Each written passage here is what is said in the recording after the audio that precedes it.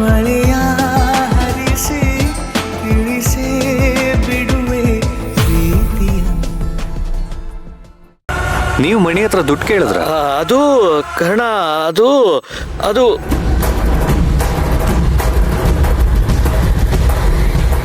ಹೇಳಿ ದೊಡ್ಡಪ್ಪ, ಕೇಳ್ತಾ ಇದ್ದಾರಲ್ಲ.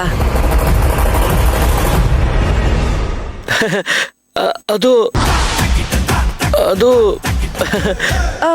ನಾನೇ ಹೇಳ್ತೀನಿ ಕರ್ಣ.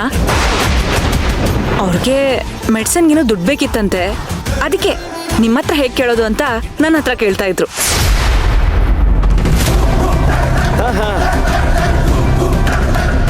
ನಾನೇ ಕೊಟ್ಬಿಟ್ಟೆ.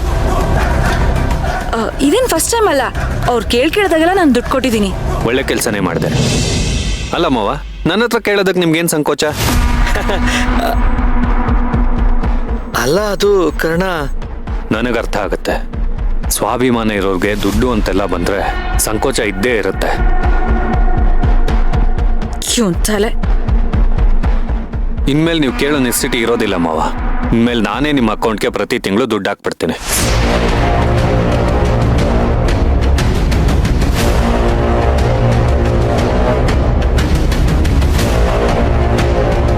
ಥ್ಯಾಂಕ್ಸ್ ಕಣಪ್ಪ.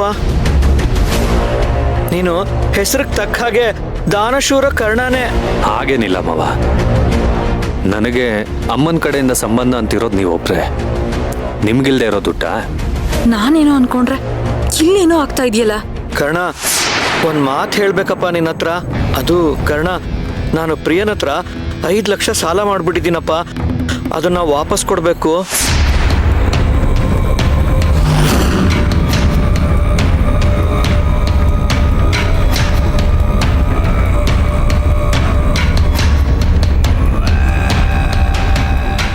ನಮ್ಮಲ್ಲಿ ಏನ್ ಮಾವ ಸಾಲ ಅಂತೆಲ್ಲ?